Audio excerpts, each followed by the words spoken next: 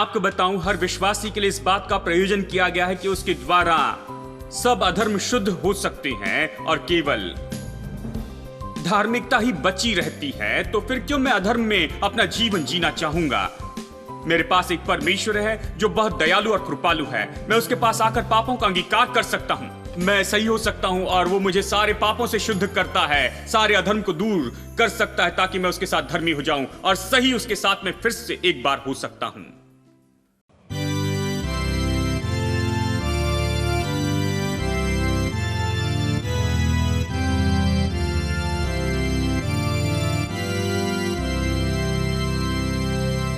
O God, our help in ages past, our hope for years to come, our shelter from the stormy blast, and our eternal hope.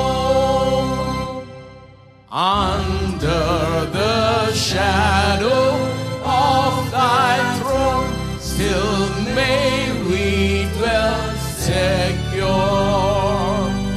Sufficient is thine arm alone, and our defense is sure. Before the hills in order stood, for earth received her frame. From everlasting thou art God, to endless years the same.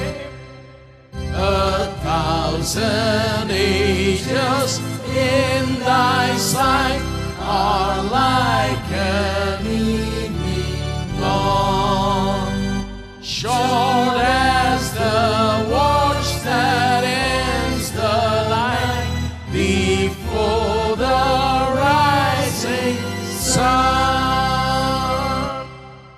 O God, our help in ages past, our hope for years to come.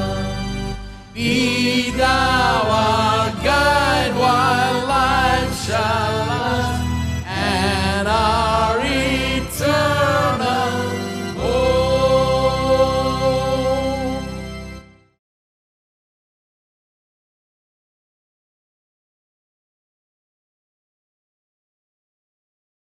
आप वो जैसा है वैसे कैसे जानेंगे? कैसे वो वहां गया? कैसे वो वहां पहुंचा? इसके पहले कि वहां जाए वो नीचे नरक में गया, वो नीचे नरक में उतरा, फिर वो ऊपर चढ़ाया गया।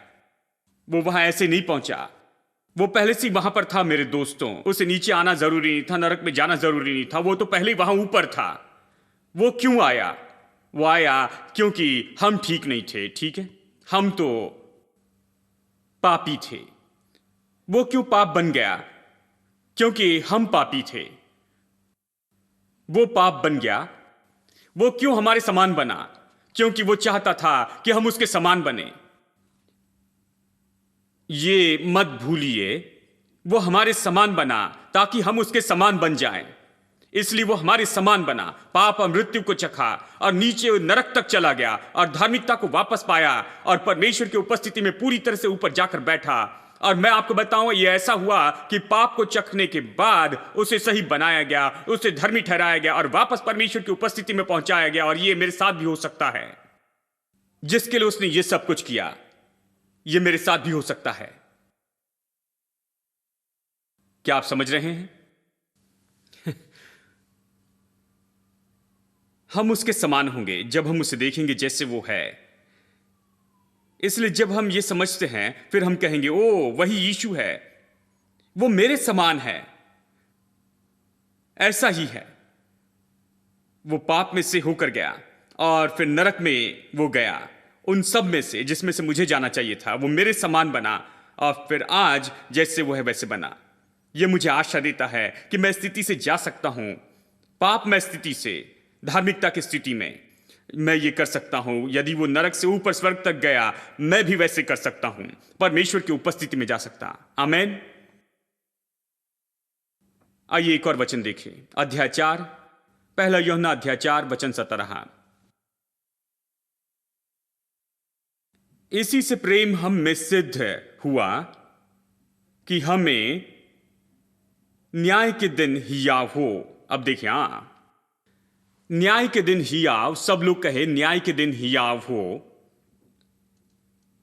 परंतु मैंने सोचा, जब मैंने सुना, मेरे बचपन में मैंने सुना था न्याय के दिन हम रोते रहेंगे, हम कांपते रहेंगे और पहाड़ों से कहेंगे कि आकर वो हमें ढांक ले। न्याय के दिन में ऐसा ही होगा, ऐसे उन्होंने मुझे सिखाया था। न्याय के दिन हम वहां खड़े होंगे, थरथराते हुए चिल्लाएंगे, ओ प्रभु मुझे बचा ले, पहाड़ आकर मुझे ढांक ले। मैं परमेश्वर की दृष्टि में नहीं आना चाहता, मैं नहीं जानता कि उससे कैसे बचूं, किस तरह से मैं खड़ा रहूंगा।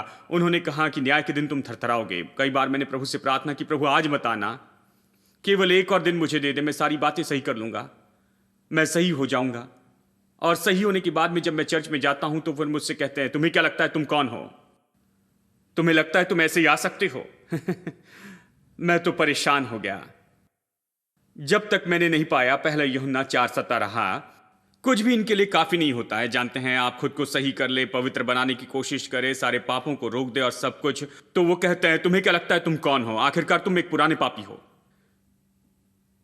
जब वो आएगा तो थर्राओगे और चिल्लाओगे। परंतु मैंने इसे पढ़ा कि हमारे पास न्याय के दिन हियाव होगा। सब लोग कहे न्याय के दिन हियाव।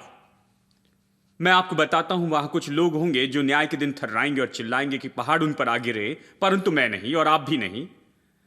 वो अलग भीड़ होगी। विश्वासियों के लिए यह कहता है कि हमारे पास न्याय के दिन हियाव होगा। मैं ये विश्वास करता हूं, न्याय का दिन कैसे हमारे पास न्याय के दिन हियाव होगा। कारण यही है, इसे देखिए, उसी वचन में ये कहता है, क्योंकि जैसा वो है वैसे ही हम भी हैं इस संसार में।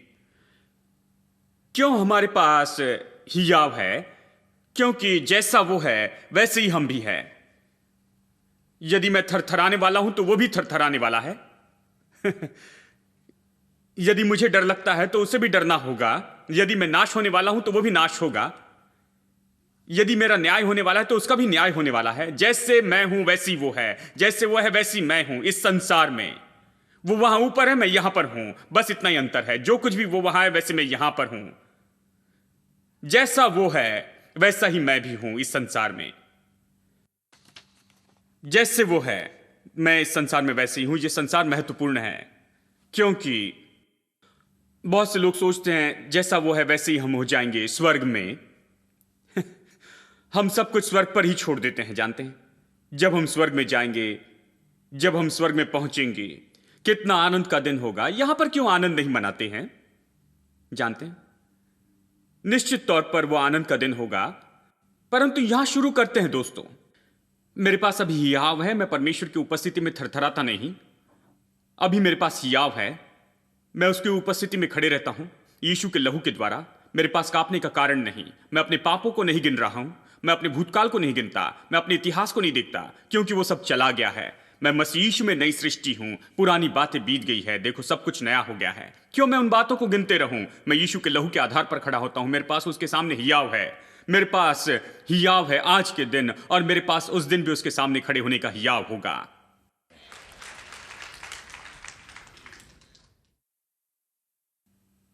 एक और वचन देखते हैं। परंतु समस्या यह है, लाखों लोग, मैं मसीह के बारे में कह रहा हूं, सब कुछ उनके चर्च के आधार पर आधारित रखते हैं, संस्था या पंथ या जो भी हो। वे कहते हैं हमारे चर्च में ऐसा है, वे इस प्रकार से बातें करते हैं। जानते, मैं कई बार कहता हूं अपना चर्च अपने साथ रखिए। कौन परवाह करता आपका चर्च क्या है? यह मायने नहीं रखता है। ओ, हमारे चर्च में हम इस तरह पसंद करते हैं। और खैर, मुझे बताइए, क्या आप बाइबल से विश्वास करते हैं? मुझे मत बताइए चर्च क्या विश्वास करता है। एक व्यक्ति ने कहा हमारे चर्च में हम इस तरह से ताली बजाते हैं और हाथों को केवल इतना ही ऊंचा उठाते हैं और ये करते हैं। मैंने कहा यह बहुत बुरा है, परंतु बाइबल कहती है कि सारे लोग ताली बजाओ, परमेश्वर के लिए विजय की ध्वनि सुनाओ। आप बाइबल से कहिए, मैं बाइबल से कहता हूं। बाइबल जो कहती वही करना चाहता हूं। हमारा चर्च ब्रदर, आप तालाब में जाकर कूद जाओ अपने चर्च के साथ। परंतु देखिए, हमारे चर्च में सब कुछ, आपके चर्च से मेरा कोई संबंध नहीं है। मैं केवल बाइबल से संबंध रखता हूं। ये सब परंपरा के साथ आते हैं। जानते हैं कुछ परंपरा वो कहते हैं ओ मेरे दादाजी के दिनों में, मैं कहता हूं रुको एक मिनट, आपके दादाजी शायद अच्छे हो या बुरे हो, मैं नहीं जानता। वो जो जानते थे वो जानते थे, उन्होंने जो किया वो किया, किसी भी कारण से मैं यहां पर उनका न्याय करने के लिए नहीं हूं। दादाजी के बारे में मत बताइए, बाइबल के बारे में बताइए, मुझे मत बताइए उस समय से आगे। नहीं नहीं, केवल बाइबल क्या कहती है वो बताइए। इस चर्च में हम बाइबल के बारे में बताते हैं। मैं चर्च को बढ़ावा नहीं दे रहा हूं, बाइबल को बढ़ावा देता हूं। मैं परमेश्वर के वचन को बढ़ावा देता। जब आप स्वर्ग में जाते हैं, परमेश्वर आपसे नहीं पूछेगा कौन उस चर्च से है, जानते हैं यहां आओ, नहीं।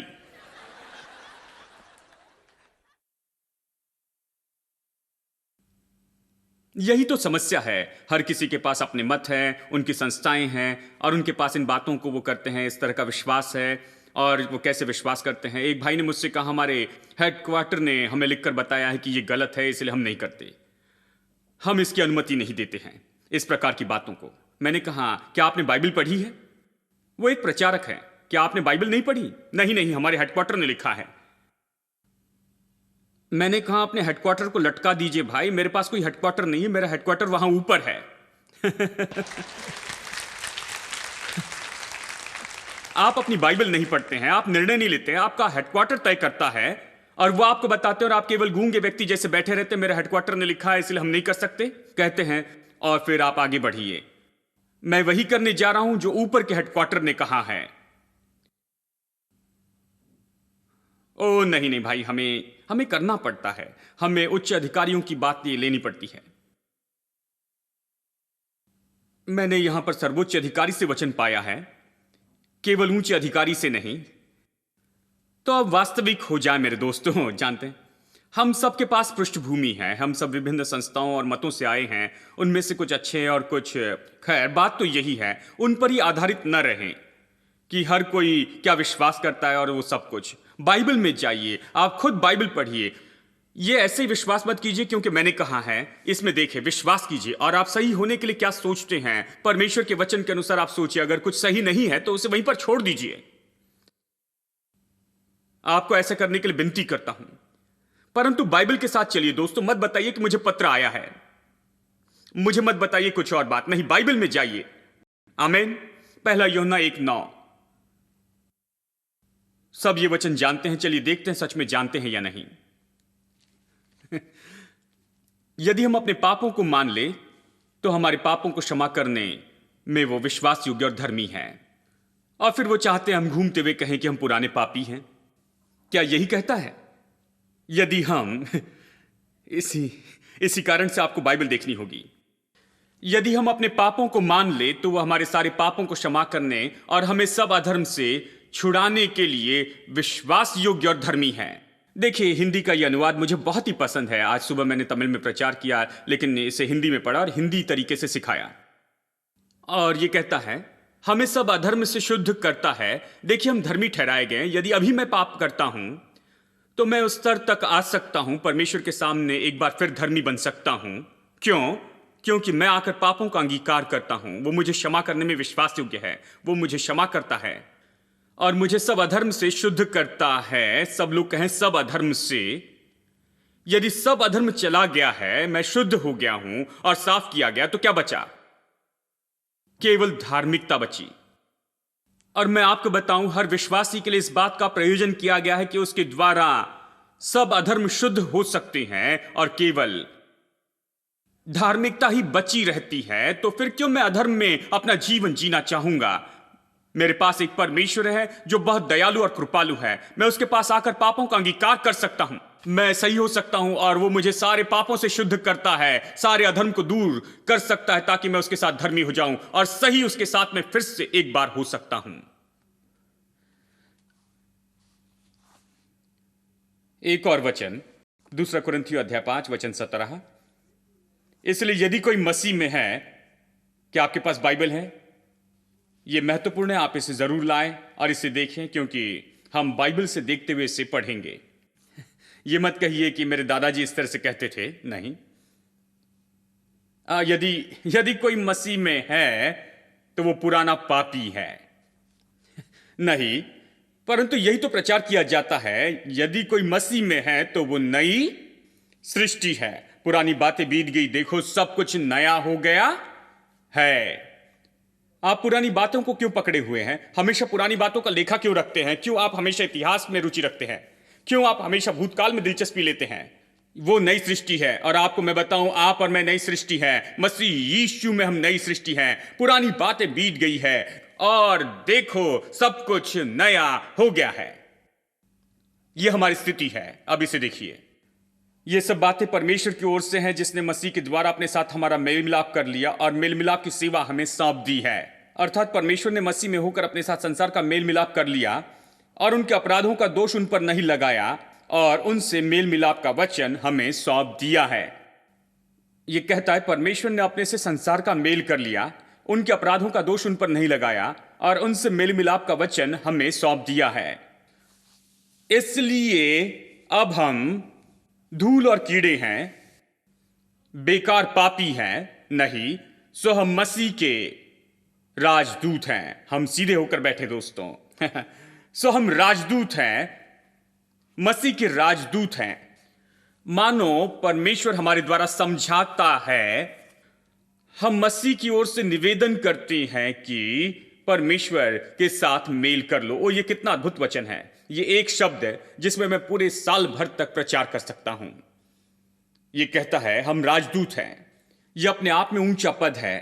और फिर यह कहता है परमेश्वर, मानो परमेश्वर हमारे द्वारा समझाता है। इसका अर्थ है हम परमेश्वर के प्रतिनिधि हैं। परमेश्वर ने हमें अपनी आवाज के साथ भेजा, उसने हमें अपने प्रतिनिधि के रूप में भेजा संदेश आपके पास लाने के लिए।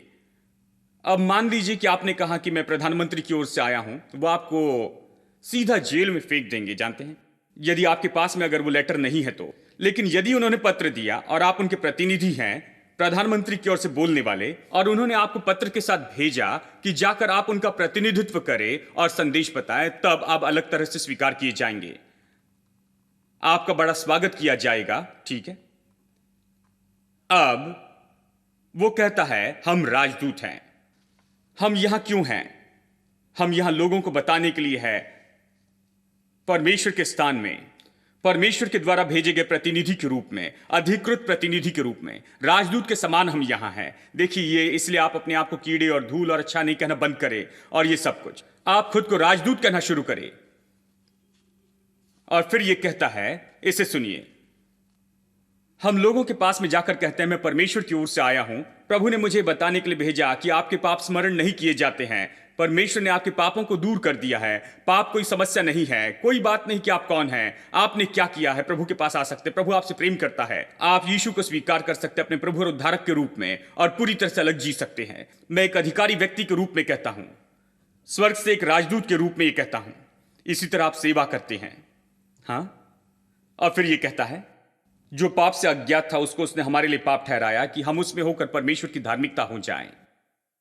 ये सब कुछ हम कह सकते हैं कि हम नई सृष्टि है, पुरानी बातें बीत गई, सब कुछ नया हो गया, हम राजदूत हो गए हैं। ये सब हम सब बता सकते हैं। क्यों? क्योंकि वचन 21 वो हमारे लिए पाप ठहरा। यदि ऐसा नहीं होता तो कुछ भी लागू नहीं हो सकता है। जो पाप से अज्ञात था उसे उसने हमारे लिए पाप ठहराया ताकि हम परमेश्वर की धार्मिकता बन जाए। इस सत्य के कारण ही हम संसार में जाकर लोगों को बता सकते हैं कि आप धर्मी है, पापी नहीं है, धार्मिकता का वरदान पाओ और बहुत कुछ बता सकते हैं। अब यहां पर चलिए एक कोट पढ़ता हूं। ये कोट है E.W. केनियन की किताब से, two kinds of righteousness. Two kinds of righteousness अद्भुत किताब है। सच में इस व्यक्ति के द्वारा E.W. केनियन के अधिकांश सत्यों को, जिन्हें मैं धार्मिकता के विषय में प्रचार करता हूं, और ये सब कुछ मैंने सीखा है इन्हीं से और उनकी किताबों से, और कुछ और शिक्षाएं जो इस तरह की बातों पर आधारित है। ये प्रकाशन देते हैं लेकिन बहुत ही संक्षिप्त में, एक पैराग्राफ में जो है उसके ऊपर मैं 10 संदेश बता सकता हूं पूरा विवरण देते हुए। वो पौलुस के जैसे हैं। ये सोचते हैं कि आप जानते हैं वो इस तरह की बातें, लेकिन चलिए इसे पढ़ते हैं। ये इस तरह से है, धार्मिकता ने मनुष्य को वो सब लौटा दिया जो उसने पतन में खोया था, साथ ही पुत्र के रूप में नया संबंध दिया उसके सारे सौभाग्य के साथ। जितना निश्चित परमेश्वर ने यीशु को पाप बनाया, उतना ही उसने हमें धर्मी बनाया। नई वाचा में हमारे पाप ढांके नहीं गए, वो धो दिए गए हैं। वो कहते हैं पुरानी वाचा में ये धोए नहीं जाते थे, वो बकरे और जानवर का लहू था, केवल वो दर्शाता था। इससे पाप दूर नहीं होते थे, वो वहां था, इसलिए हर साल आकर वो बलिदान चढ़ाते थे, हर समय बलिदान करते थे, क्योंकि पाप वहां थे, कितने भी चाहे बलिदान चढ़ा दे। लेकिन एक बार सदा के लिए यीशु बलिदान के रूप में चढ़ाया गया। अब ये पूरा हुआ, ये बलिदान ने से किया, क्योंकि ये सच्चा है। इसने हमारे पापों को धोकर उससे पीछा छुड़ाया, अब हम उसमें नहीं है, ये कहता है। और फिर ये कहता है, ये सच्चाई कि यीशु उन खोए हुओं तक पहुंचा, मैं इसके बारे में बता रहा था, ठीक है। ये सच्चाई कि यीशु उन खोए हुए लोगों तक पहुंचा और वहां से सीधा पिता की उपस्थिति में जा पहुंचा, ये साबित करता कि सबसे बुरा पापी ये कर सकता है हमारे प्रभु यीशु मसीह के द्वारा। हाँ, ये सच्चाई कि यीशु वहां पापियों तक पहुंचा, यानी जब वो नरक में गया और सीधा पिता की उपस्थिति में गया, यह सबूत है कि एक पापी भी ऐसे ही जा सकता है यीशु के द्वारा। फिर इसे सुनिए, यदि यीशु को सारी मनुष्य जाति के पाप से धर्मी ठहराया गया, देखिए वो उसमें जुड़ गया, यानी वो हमारे जैसे हो गया, पाप, वो पाप बन गया, यह हमारे बारे में बताता है। यीशु धर्मी बनाया गया सारे मनुष्य जाति के पाप से, मनुष्य जाति के पाप का स्वाद लेने के बाद, और इतना धर्मी कि वो नरक से निकलकर सीधा स्वर्ग में जा सकता है।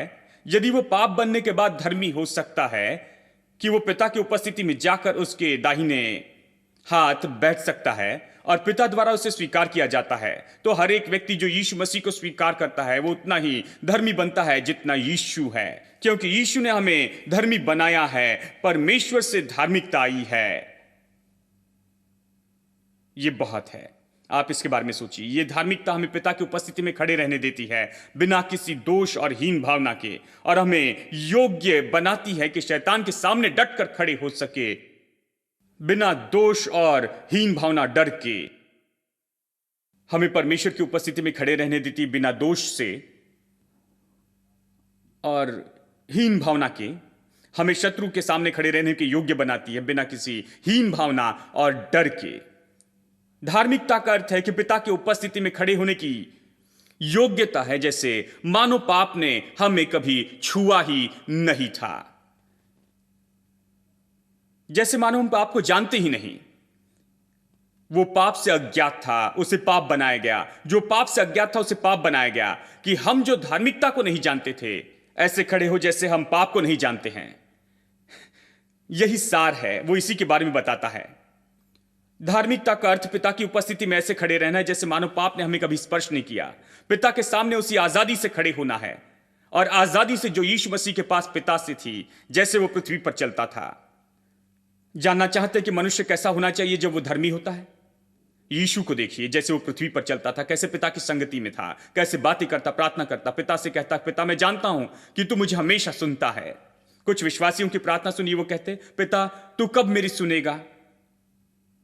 पिछले 3 महीने से तूने मेरी नहीं सुनी है। यीशु को देखिए, मैं जानता हूं तू मेरी हमेशा सुनता है। ठीक है, तो इसका क्या मतलब है? शर्म का कोई एहसास नहीं, दोष भी नहीं, दंड आज्ञा नहीं, भूतकाल नहीं, इतिहास नहीं, केवल धार्मिकता है, और पिता परमेश्वर द्वारा स्वीकृति है। Hallelujah, hallelujah, hallelujah. Your love makes me sing. Hallelujah, hallelujah. So clap our hands. Hallelujah. Your love makes me sing. Hallelujah, hallelujah, hallelujah. Your love makes me sing. Hallelujah, hallelujah, hallelujah. Your love makes me sing. Your love is amazing, steady and unchanging. Your love is a mountain from beneath my feet. Your love is a mystery, how you gently lift me when I am surrounded. Your love carries me. Hallelujah, hallelujah, hallelujah. Your love makes me sing. Hallelujah, hallelujah, hallelujah. Your love makes me me sing. Your love is surprising, I can feel it rising. All the joy that's growing deep inside of me. Every time I see you, all your goodness shines through. I can feel this God song rising up in me. Hallelujah, hallelujah, hallelujah. Your love makes me sing. Hallelujah, hallelujah, hallelujah. Sing it again. Hallelujah, hallelujah, hallelujah, hallelujah. Your love makes me sing. Hallelujah, hallelujah, hallelujah. Your love makes me sing. Your love is amazing, steady and unchanging. Your love is a mountain from beneath our feet. Your love is a mystery, how you gently lift me when I am surrounded. Your love carries me.